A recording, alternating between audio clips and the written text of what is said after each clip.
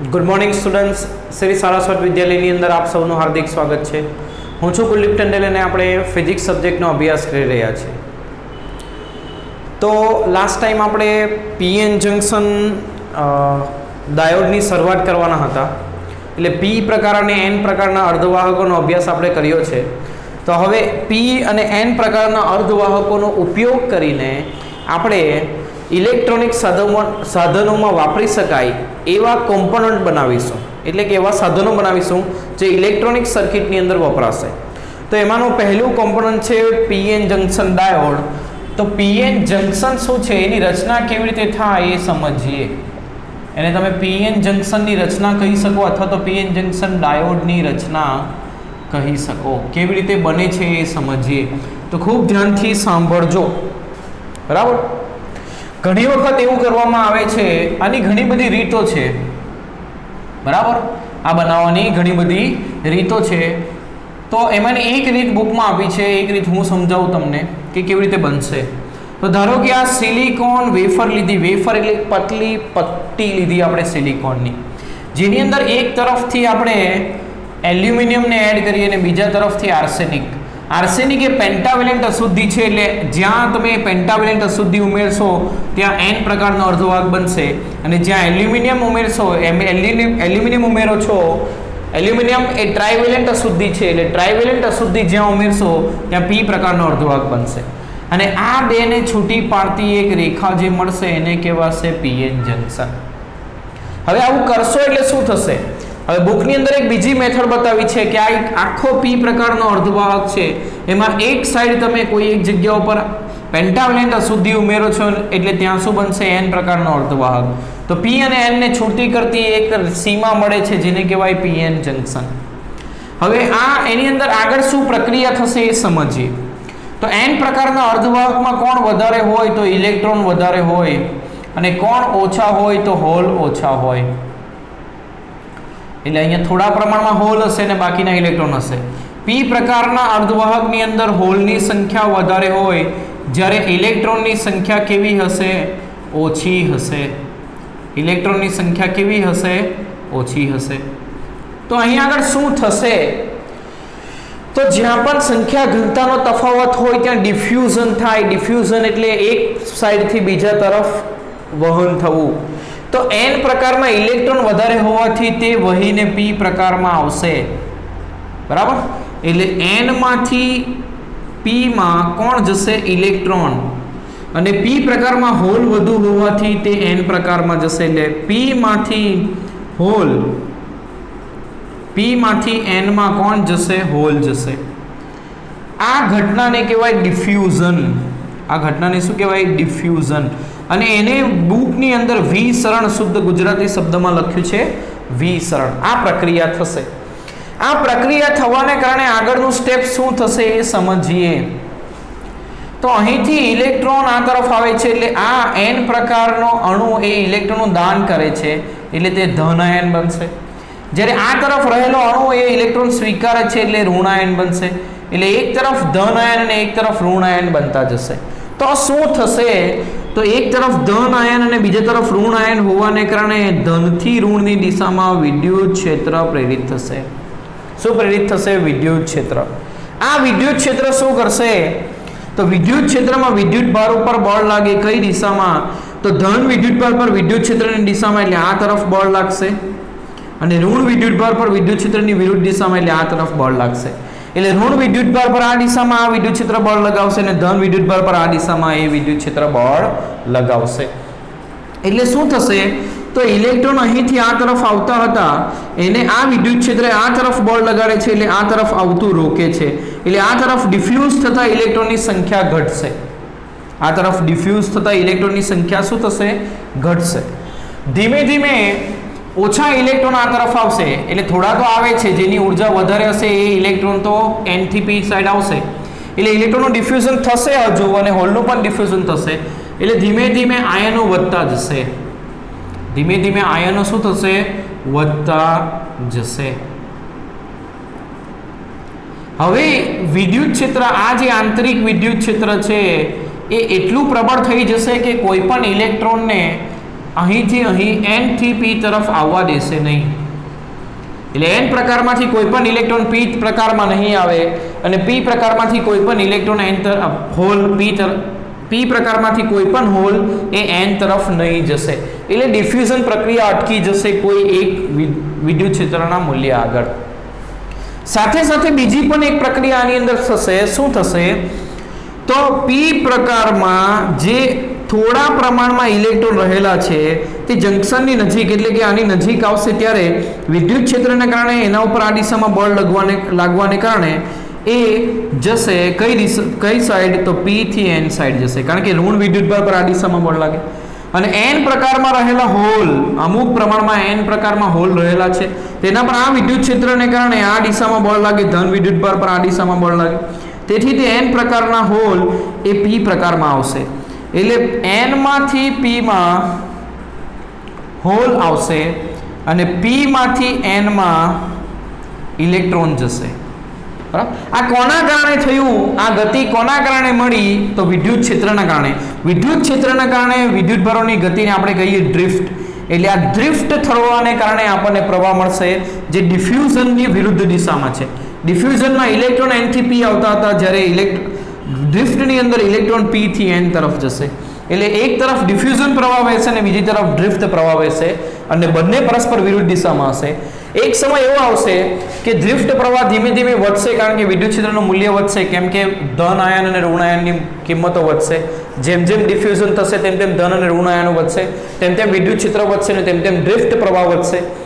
કોઈ એક સમયે ડ્રિફ્ટ પ્રવાહ અને ડિફ્યુઝન પ્રવાહ સમાન થશે ત્યારે પરિણામી પ્રવાહ 0 થશે. એટલે કોઈ પણ ઇલેક્ટ્રોન કે હોલ હવે એક તરફથી બીજા તરફ જશે નહીં. તો આ પ્રક્રિયા જ્યારે પૂર્ણ થઈ ત્યારે આ જે મળ્યું એને કહેવાય pn જંકશન ડાયોડ. આને શું કહેવાય? pn junction diode. તો આ ડાયોડની અંદર શું શું હશે એ ધ્યાનથી સાંભળો.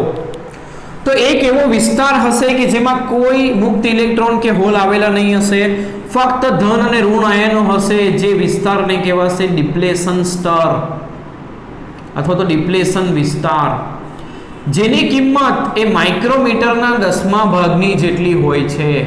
જેની લંબાઈ જેની પહોળાઈ એવું કહી શકો અથવા જેની લંબાઈ કહી શકો કેટલી હોય છે? માઇક્રોમીટરના 10મા ભાગની, એટલે 0.1 માઇક્રોમીટર આટલું નાનું હોય છે આ. હવે તમે અહીં જોશો તો આ જંકશનની સીમાથી તમે જમણી તરફ જશો તો ધન આયન વધે છે, એટલે વિદ્યુત સ્થિતિમાન પ્લસમાં વધશે. અને તમે ડાબી તરફ આવશો તો વિદ્યુત સ્થિતિમાન ઋણ આયનો કારણે ઋણમાં વધશે. તો આ બે ડિપ્લેશન સ્તરના છેડાઓ વચ્ચેનો જે સ્થિતિમાનનો વિદ્યુત સ્થિતિમાનનો તફાવત હશે એને કહેવાશે પોટેન્શિયલ બેરિયર અથવા તો બેરિયર પોટેન્શિયલ. પોટેન્શિયલ એટલે વિદ્યુત સ્થિતિમાનનો તફાવત, એટલે બેરિયર એટલે જે રોકે. આ વિદ્યુત સ્થિતિમાનનો તફાવત એ n થી p તરફ ઇલેક્ટ્રોનને આવતા રોકે અને p થી n તરફ હોલને જતા રોકે. એટલે વિદ્યુત વાહકોનું વહન રોકે છે એવું કહી શકાય. બરાબર? તો વિદ્યુત વાહકોનું વહન રોકતા હોવાથી એ પોટેન્શિયલને કહેવાય બેરિયર પોટેન્શિયલ. એટલે આ છેડા અને આ છેડા વચ્ચેનો પોટેન્શિયલનો તફાવત એટલે આને કહેવાશે. અહીંયા આગળનું પોટેન્શિયલ આ છે ને અહીંયા આગળનું પોટેન્શિયલ આ છે. આ બે બિંદુ આગળના પોટેન્શિયલનો તફાવત આ એને કહેવાશે બેરિયર પોટેન્શિયલ. એને શું કહેવાશે? Barrier potential. સમજાયું? તો આ રચાયો ડાયોડ. તો આ પ્રક્રિયા તમારે યાદ રાખવાની છે. પીએન જંકશનની રચના અથવા પીએન જંકશન ડાયોડની રચના આ પ્રમાણે ડાયોડ બને છે. આટલા પોઈન્ટ તમને ખાસ ધ્યાનમાં હોવા જોઈએ. ડિપ્લેશન વિસ્તાર શું છે, બેરિયર પોટેન્શિયલ શું છે. સમજાયું? હવે આ ડાયોડને આપણે ઉપયોગમાં લઈએ. ઉપયોગમાં લઈએ એટલે એમાંથી પ્રવાહ વેવડાવીએ. કોઈ પણ જગ્યાએથી પ્રવાહ વેવડાવવો હોય તો શું કરવું પડે? બેટરી લગાવવી પડે. તો અહીં બેટરી લગાવવાની બે મેથડ છે. એ બે મેથડ બેટરી લગાવવાની પ્રક્રિયાને એટલે કે ડાયોડમાંથી વિદ્યુત પ્રવાહ વેવડાવવા માટે બાહ્ય વિદ્યુત સ્થિતિમાનનો તફાવત આપવાની પ્રક્રિયાને કહેવાય બાયઝિંગ. અને બાયઝિંગ એ બે પ્રકારનું હોય છે, જેમાં જોઈએ આપણે પહેલું બાયસ.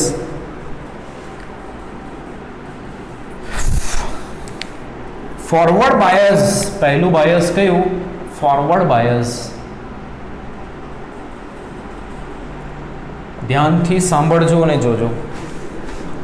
આ બધી થિયરીઓ તમારે 10 વખત મનમાં રિવાઇઝ કરવાની રહેશે, જે મેં સમજાવી તો તમને ઇઝીલી યાદ રહેશે. બાકી તમે એક વખત લખીને પ્રેક્ટિસ કરવા ગયા, એવું કરવા ગયા તો યાદ નહીં રહેશે, ભૂલી જશો.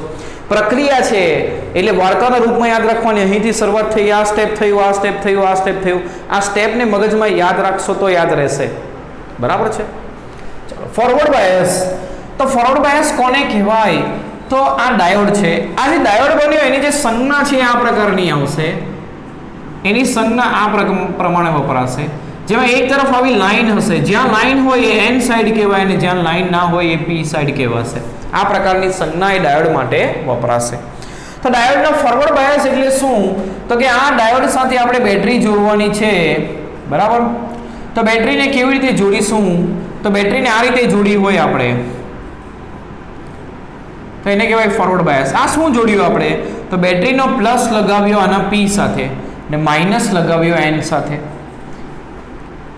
એટલે પોઝિટિવ સાથે પી એટલે પી થી પી અને નેગેટિવ સાથે એન એટલે એન થી એન જોડાણ કરો, એને કહેવાય ફોરવર્ડ બાયસ. હવે ફોરવર્ડ બાયસ પ્રક્રિયામાં શું થશે? તો ડાયોડ ખરેખર આપણે આ વિચારવાનું છે કે જેમાં ડિપ્લેશન વિસ્તાર હશે. એક બાજુ ધન આયનો, બીજી બાજુ ઋણ આયનો. અહીંયા ઇલેક્ટ્રોનની સંખ્યા વધારે હશે, હોલ ઓછા હશે. આ પી પ્રકારમાં હોલ વધારે હશે, ઇલેક્ટ્રોન ઓછા હશે. આ બધું ધ્યાનમાં રાખવાનું. હવે આનું આંતરિક વિદ્યુત ક્ષેત્ર આ દિશામાં છે, અંદરનું વિદ્યુત ક્ષેત્ર આંતરિક વિદ્યુત ક્ષેત્ર એટલે EINT લખું છું ઇન્ટરનલ માટે. હવે પી સાઈડ આપણે પ્લસ લગાવ્યો, એન સાઈડ માઇનસ લગાવ્યો, તો બેટરીનું વિદ્યુત ક્ષેત્ર એ પ્લસ થી માઇનસ આ દિશામાં આવશે, જે આની વિરુદ્ધ દિશામાં હશે આંતરિક વિદ્યુત ક્ષેત્રના. એટલે બાહ્ય વિદ્યુત ક્ષેત્ર એ આંતરિક વિદ્યુત ક્ષેત્રની વિરુદ્ધ દિશામાં હોવાથી પરિણામી વિદ્યુત ક્ષેત્ર ઘટશે. પરિણામી વિદ્યુત ક્ષેત્ર ઘટશે એટલે ડિપ્લેશન વિસ્તારની પહોળાઈ પણ ઘટશે. એટલે તમને આકૃતિમાં આ રીતે બતાવ્યું હશે ચોપડીની અંદર કે આ જે ડિપ્લેશન વિસ્તાર છે એની પહોળાઈ ઘટે છે. આ પ્રમાણેનો ઘટાડો બતાવ્યો હશે. ડિપ્લેશન વિસ્તારની પહોળાઈ ઘટે તો વિદ્યુત સ્થિતિમાનનો તફાવત પણ ઘટે. બેરિયર પોટેન્શિયલ પહેલા આ પ્રમાણે હતું, પછી ધીરે ધીરે ઘટતું જશે. એટલે શું પ્રક્રિયા થાય? ફોરવર્ડ બાયસમાં કનેક્ટ કરો તો બાહ્ય વિદ્યુત ક્ષેત્ર આંતરિકની વિરુદ્ધ દિશામાં હોવાથી પરિણામી વિદ્યુત ક્ષેત્ર ઘટે, એટલે કે ડિપ્લેશન સ્તર વિસ્તારની પહોળાઈ ઘટે અને પોટેન્શિયલ બેરિયર પણ ઘટે. હવે બેરિયર પોટેન્શિયલ સિલિકોનથી બનેલા ડાયોડની અંદર બેરિયર પોટેન્શિયલ હોય છે 0.7 વોલ્ટ. બરાબર? જે આ દિશામાં હશે, અહીંયા પ્લસ અને અહીંયા માઇનસ. અને બહારથી વોલ્ટેજ તમે આ રીતે આપો છો પ્લસ થી માઇનસ. આ આપણા બાહ્ય વોલ્ટેજ છે. બંને વિરુદ્ધ દિશામાં છે. તો બેરિયર પોટેન્શિયલ એટલે કે બે છેડા આગળ વિદ્યુત સ્થિતિમાનનો તફાવત કેટલો હશે? તો બેરિયર પોટેન્શિયલ હશે, બેરિયર પોટેન્શિયલને આપણે V0 વડે દર્શાવીશું. તો V0 માઇનસ V હશે. આટલું બેરિયર પોટેન્શિયલ મળશે ફોરવર્ડ બાયસને કેસની અંદર. કારણ કે V0 જેટલું બેરિયર પોટેન્શિયલ તો હશે જ ડાયોડ બનાવ્યો એટલે, ને બહારથી તમે V આપ્યું જે આની વિરુદ્ધ દિશામાં છે. આ પ્લસ માઇનસ છે, તો જ્યારે આ માઇનસ પ્લસ છે એટલે વિરુદ્ધ દિશામાં હોવાથી V0 માઇનસ V પરિણામી વોલ્ટેજ આટલો મળશે.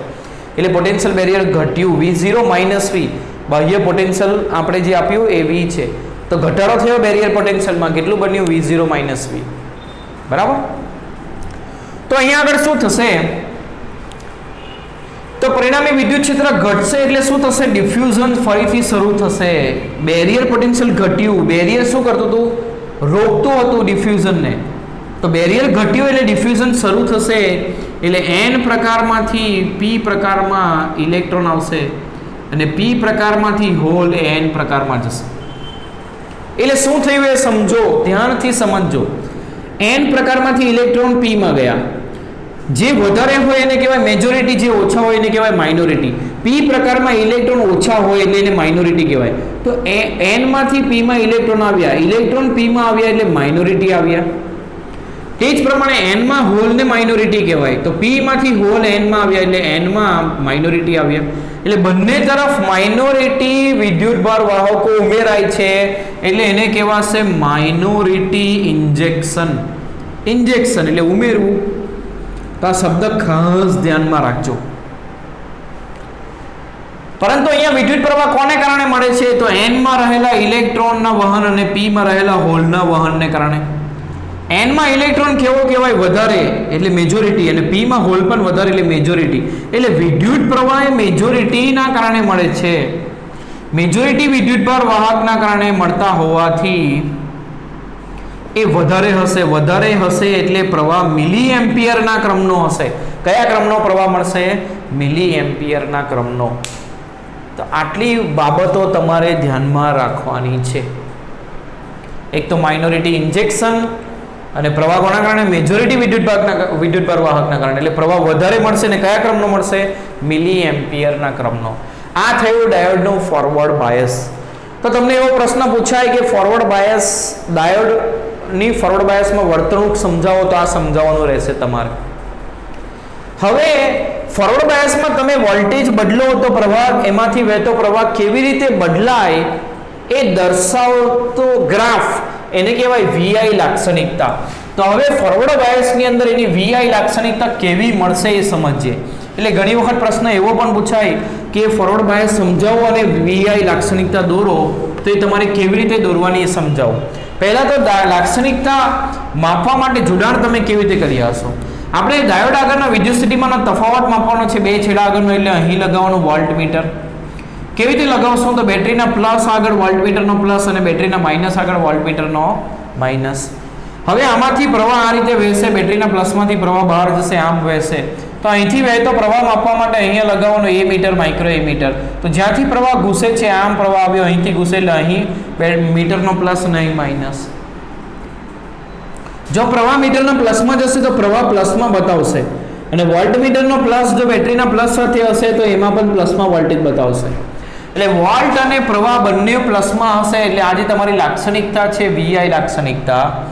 વોલ્ટ વોલ્ટેજમાં અને પ્રવાહ એ મિલી એમ્પિયર બંને પ્લસમાં હશે, એક એક્સ અક્ષ પર, બીજા y અક્ષ પર. એટલે પહેલા ચરણમાં તમારો ગ્રાફ મળશે. તો આ પ્રક્રિયામાં શું થશે? તો પોટેન્શિયલ બેરિયર હોય છે V0 - V. હવે સિલિકોનથી બનેલા ડાયોડ માટે પોટેન્શિયલ બેરિયરની કિંમત હોય છે 0.7 વોલ્ટ. કેટલી હોય છે? 0.7 વોલ્ટ.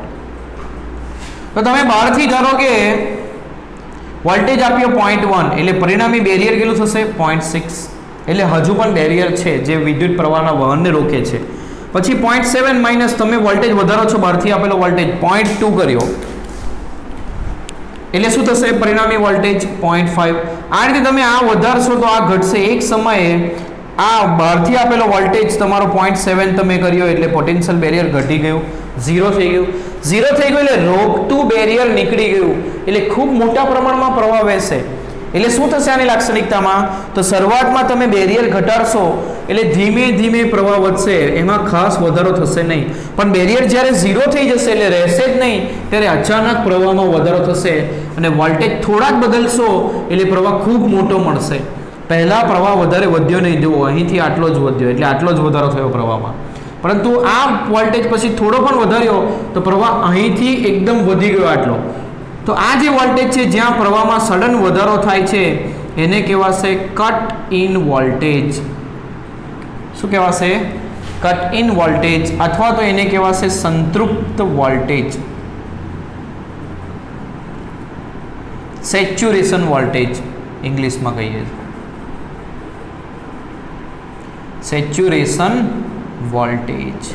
તો એ સેચ્યુરેશન વોલ્ટેજનું મૂલ્ય સિલિકોન માટે હોય છે 0.7 અને જર્મેનિયમ માટે હોય છે 0.2 વોલ્ટ. આ યાદ રાખવાનું રહેશે તમારે. તો આ પ્રમાણેની લાક્ષણિકતા બતાવશે ડાયોડ. એટલે વોલ્ટેજ તમે બદલશો તો પ્રવાહ કેવી રીતે બદલાશે એ તમને આ ગ્રાફ સમજાવશે. તો ફોરવર્ડ બાયસની સ્થિતિમાં ડાયોડનો અવરોધ કેટલો હોય? હવે અવરોધ અહીંયા દરેક જગ્યાએ સરખો નથી હોતો, કારણ કે VI લાક્ષણિકતાનો સ્લોપ એટલે કે ધડ એ તમને અવરોધ આપે, પરંતુ અહીં ધડ બદલાતો જાય છે, આમ જુઓ, એટલે અવરોધ પણ બદલાતો જશે. એટલે એને કહેવાય છે ડાયનેમિક અવરોધ. શું કહેવાય છે એને? ડાયનેમિક અવરોધ. તે અવરોધ કેટલો હશે, કેવી રીતે માપી શકાય? તો તમે ફોરવર્ડ બાયસમાં અવરોધ વોલ્ટેજમાં થતો ફેરફાર ભાગ્યા પ્રવાહમાં થતો ફેરફારથી માપી શકો. એટલે બે પોઈન્ટ સિલેક્ટ કરવાના, એ પોઈન્ટ પરથી બિંદુઓ લઈ જવાના એક્સ અને વાય અક્ષ પર. આ થયો વોલ્ટેજનો ફેરફાર અને આ થયો પ્રવાહનો ફેરફાર. તો આ ભાગ્યા આ કરશો એટલે તમારો જવાબ આવશે અવરોધનો. તો ફોરવર્ડ બાયસમાં એ અવરોધનું મૂલ્ય ઓછું હોય છે. જો અવરોધ ડાયોડનો ઓછો હોય તો પ્રવાહ કેવો વહે? વધારે વહે. બરાબર. અને આદર્શ ડાયોડ માટે ફોરવર્ડ બાયસમાં અવરોધ, ફોરવર્ડ બાયસ એટલે FB લખ્યું છે, કેટલો લેવાનો? 0 લેવાનો. ઓછો હોય છે એટલે આદર્શ કેટલો લેવાય? 0 લેવાય. સમજાયું? ચાલો, તો આ છે ફોરવર્ડ બાયસ. બીજું બાયસ છે એના જેવું જ રિવર્સ બાયસ. કયું બાયસ? Reverse bias. ચાલો ધ્યાન આપજો.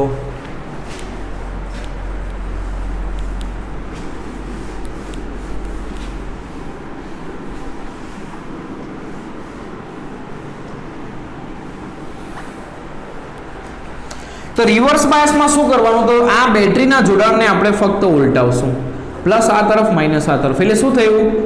તો પી સાઈડ માઇનસ આ તરફ પ્લસ આ તરફ. એટલે શું થયું? તો કે પી સાઈડ જોડાઈ ગયું માઇનસ એટલે પી સાઈડ નેગેટિવ આવ્યું, અને એન સાઈડ જોડાઈ ગયું પ્લસ એટલે એન સાઈડ પોઝિટિવ આવ્યું. આવા જોડાણને કહેવાય રિવર્સ બાયસ. મીટરને બદલવાના નથી, એના પ્લસ માઇનસ. તો આ પ્રક્રિયામાં શું થશે એ સમજીએ. આ પ્રક્રિયાની અંદર શું થશે એ સમજીએ. તો ખરેખર ડાયોડ આવો હોય છે. બેરિયર પોટેન્શિયલ હશે, ધન આયન અને ઋણ આયન હશે. વિદ્યુત ક્ષેત્ર ધનથી ઋણ આ દિશામાં આંતરિક વિદ્યુત ક્ષેત્ર હશે. તમે અહીંયા આ પી સાઈડ છે, આ એન સાઈડ છે, અહીંયા અમુક માત્રામાં હોલ રહેલા હશે અને ઘણી બધી માત્રામાં ઇલેક્ટ્રોન રહેલા હશે. અહીંયા ઘણી બધી માત્રામાં હોલ હશે અને અમુક માત્રામાં ઇલેક્ટ્રોન રહેલા હશે. સમજતા રહેજો ધ્યાનપૂર્વક. તમે લગાવશો પી સાઈડ માઇનસ અને એન સાઈડ પ્લસ એટલે બાહ્ય વિદ્યુત ક્ષેત્ર કઈ દિશામાં હશે? પ્લસ થી માઇનસ આ દિશામાં. બંને એક જ દિશામાં થયું એટલે વિદ્યુત ક્ષેત્રના મૂલ્યમાં વધારો થશે. વિદ્યુત ક્ષેત્રના મૂલ્યમાં વધારો થશે એટલે ડિપ્લેશન્સ વિસ્તારની પહોળાઈ પણ શું થશે? વધશે. એટલે આ રીતે બુકમાં વધારો બતાવ્યો હશે ડિપ્લેશન વિસ્તારની પહોળાઈમાં. ડિપ્લેશન વિસ્તારની પહોળાઈ વધશે એટલે પોટેન્શિયલ બેરિયર પણ જેમ જેમ તમે બાહ્ય વોલ્ટેજ વધારશો તેમ તેમ પોટેન્શિયલ બેરિયર વધતું જશે. આ રીતે બતાવ્યું હશે.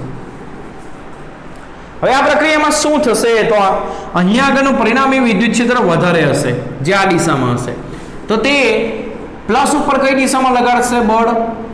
વિદ્યુત ક્ષેત્રની દિશામાં. અને માઇનસ વિદ્યુત ભાર પર કઈ દિશામાં બળ લગાડશે? વિદ્યુત ક્ષેત્રની વિરુદ્ધ દિશામાં. તો શું થશે? તો પી સાઈડ જે ઇલેક્ટ્રોન છે ઓછા છે એ ધીમે ધીમે અસ્તવ્યસ્ત ગતિ કરીને જ્યારે જંકશનની નજીક આવશે તો આ જે વિદ્યુત ક્ષેત્ર છે બેનું પરિણામી એ ઋણ વિદ્યુત ભાર પર આ દિશામાં બળ લગાવે એટલે ઇલેક્ટ્રોનને તે અહીંથી અહીં લઈ જશે. જ્યારે આમાં રહેલા હોલ અસ્તવ્યસ્ત ગતિ કરીને જ્યારે જંકશનની નજીક આવશે ત્યારે એના ઉપર બળ આ દિશામાં લાગશે એટલે એ હોલને આ તરફ લઈ જશે. એટલે શું થાય છે અહીંયા? તો પી પ્રકારમાંથી ઇલેક્ટ્રોન એન પ્રકારમાં આવે છે. એન પ્રકારમાં ઇલેક્ટ્રોન કેવા છે? મેજોરિટી. એટલે અહીંયા મેજોરિટી ઉમેરાય છે. હોલ એનમાંથી પીમાં આવે છે. પીમાં હોલ મેજોરિટી કહેવાય એટલે અહીંયા મેજોરિટી ઉમેરાય છે. તો બંનેમાં મેજોરિટી ઉમેરાતા હોવાથી આને કહેવાશે મેજોરિટી ઇન્જેક્શન. ને શું કહેવાશે? Majority injection. બરાબર. હવે અહીંયા પી પ્રકારમાંથી ઇલેક્ટ્રોન વહે છે અને એન પ્રકારમાંથી હોલ વહે છે. પી પ્રકારમાં ઇલેક્ટ્રોન માઇનોરિટી અને એન પ્રકારમાં હોલ માઇનોરિટી. એટલે પ્રવાહ એ માઇનોરિટીના કારણે વહેશે. કોને કારણે વહેશે? માઇનોરિટીને કારણે. માઇનોરિટી એટલે ઓછા હોય તો પ્રવાહ પણ ઓછો મળશે એટલે પ્રવાહ માઇક્રો એમ્પિયરના ક્રમનો મળશે. પ્રવાહ કોના ક્રમનો મળશે? માઇક્રો એમ્પિયરના ક્રમનો. એટલે ઓછો વિદ્યુત પ્રવાહ મળશે. સમજાયું? અહીંયા બેરિયર પોટેન્શિયલ કેટલું થશે? તો બેરિયર પોટેન્શિયલ પહેલાં હતું V0, હવે બહારથી આપ્યું આપણે પ્લસ માઇનસ સંજ્ઞા સાથે લખું છું V જેટલું. એ પણ પ્લસ માઇનસ આ રીતે જ છે. બંને પ્લસ માઇનસ એક જ દિશામાં હોવાથી પરિણામી વિદ્યુત સ્થિતિમાનનો તફાવત અહીંયા આગળ તમને મળશે V0 પ્લસ V. એટલે બેરિયર પોટેન્શિયલ વધ્યું, બાહ્ય પોટેન્શિયલ એમાં ઉમેરાયું. કારણ કે બહાર આપેલા બધા જ વોલ્ટેજ એ મોટે ભાગે ડિપ્લેશન વિસ્તાર આગળ જાય છે. આ વિસ્તારોમાં એ ઓછું હોય છે. હવે શું થાય છે? તો અહીંયા આગળ એન પ્રકારના ઇલેક્ટ્રોન જે પીમાંથી એનમાં આવે છે તો અહીંયા આગળ ઇલેક્ટ્રોનની સંખ્યા ઘનતા વધારે હશે જંકશનની સીમા આગળ અને છેડા આગળ એની સંખ્યા ઓછી હશે. તો વધારેથી ઓછા તરફ એનું વહન થશે, એટલે આ તરફ ઇલેક્ટ્રોન ઓટોમેટિક વહન પામશે. અને અહીંયા પણ એવું જ થશે કે હોલ જે અહીંથી અહીં આવે છે, એટલે સીમા આગળ હોલની સંખ્યા ઘનતા વધુ હશે અને છેડા આગળ ઓછી હશે, તો જંકશનની સીમમાંથી છેડા તરફ હોલ વહેશે. એટલે આ બંને માઇનોરિટી વાહકોના કારણે પ્રવાહ મળશે, જે માઇક્રો એમ્પિયરના ક્રમનો મળશે. સમજાયું? તો આ થયું રિવર્સ બાયસની અંદર વર્તણૂક ડાયોડની. હવે એની વીઆઈ લાક્ષણિકતા દોરીએ તો જુઓ, આપણે આ પ્રકારનું જોડાણ કર્યું છે. વોલ્ટેજ બદલીશું, બહારથી આપેલા વોલ્ટેજ આપણે શું કરીશું? બદલીશું. તો ડાયોડ આગળના વોલ્ટેજ સાથે પ્રવાહ કેવી રીતે બદલાય એ આપણે માપીશું. બરાબર? તો એ કેવી રીતે થશે? તો જુઓ, અહીં ધ્યાનથી સાંભળજો.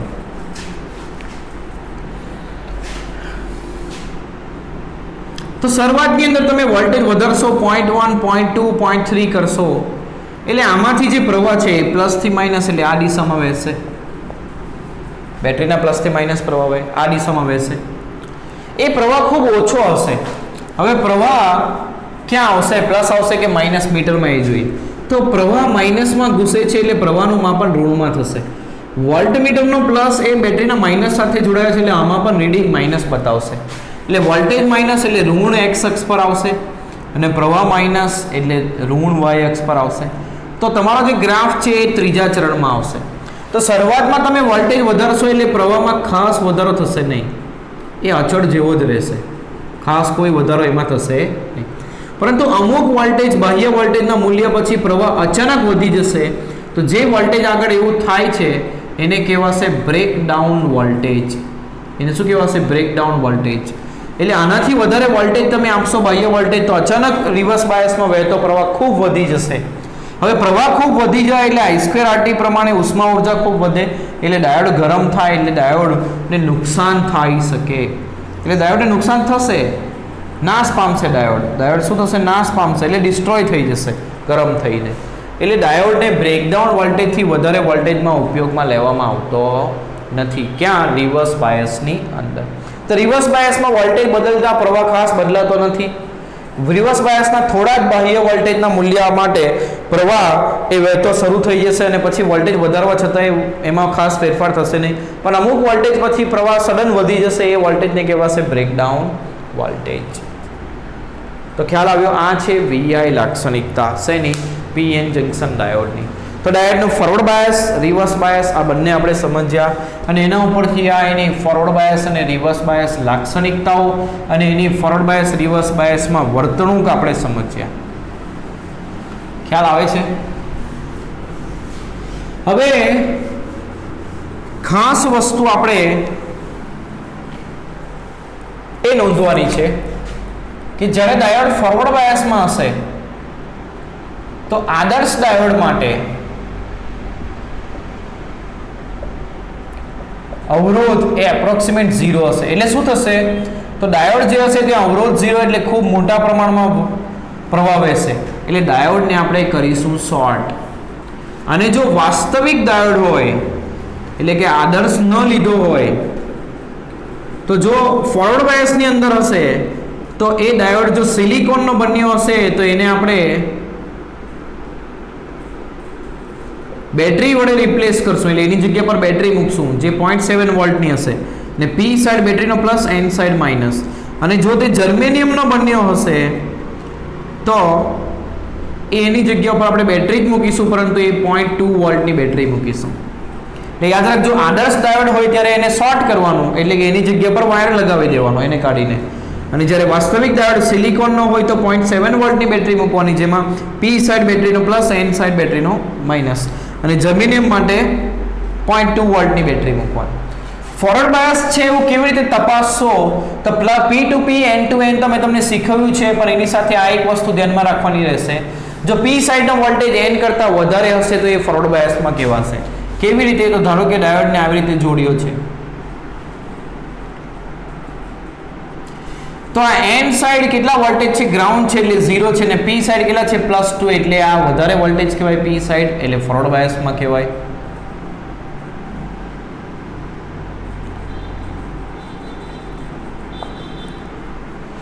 આમાં જો બંને બાજુ પ્લસ છે, કોઈ સાઈડ નેગેટિવ નથી, એટલે પી ટુ પી, એન ટુ એન ચેક ન કરી શકાય. તો શું ચેક કરવાનું? જુઓ તો P side voltage 4, N side કેટલો 2, 4 વધારે છે એટલે પી સાઈડ વોલ્ટેજ વધારે હોવાથી ફોરવર્ડ બાયસ. તે જ રીતે આ રીતે પણ હોઈ શકે.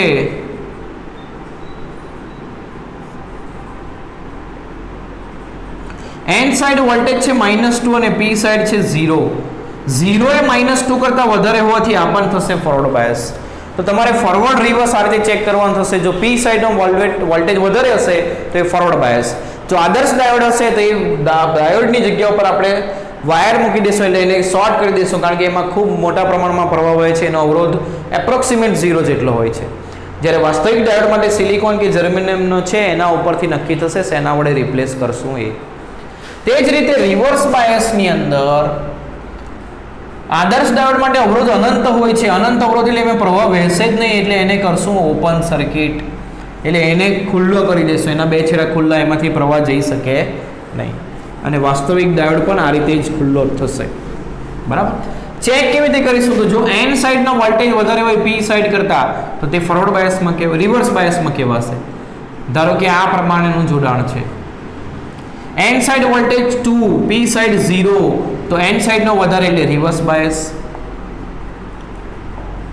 એન સાઈડનો વોલ્ટેજ 4, પી સાઈડનો 2, તો 4 વધારે છે એટલે એન સાઈડનો વધારે એટલે રિવર્સ બાયસ. એન સાઈડનો વોલ્ટેજ -2, પી સાઈડનો -4, તો -2 વધારે કહેવાય -4 કરતા, એટલે આ પણ શેમાં થશે? એન સાઈડનો વધારે હોવાથી રિવર્સ બાયસ. તો આ રીતે આપણે ચેક કરશું ફોરવર્ડ કે રિવર્સ, અને એને દાખલાની અંદર કેવી રીતે રિપ્લેસ કરવાનો એ પણ આપણે આ રીતે સમજ્યા. તો ડાયોડનો ફોરવર્ડ બાયસ, રિવર્સ બાયસ અને ડાયોડ કેવી રીતે બન્યો, આ બધી થિયરીઓ તમારા માટે ખૂબ જ અગત્યની. હવે એની પછીના પોર્શનની અંદર આપણે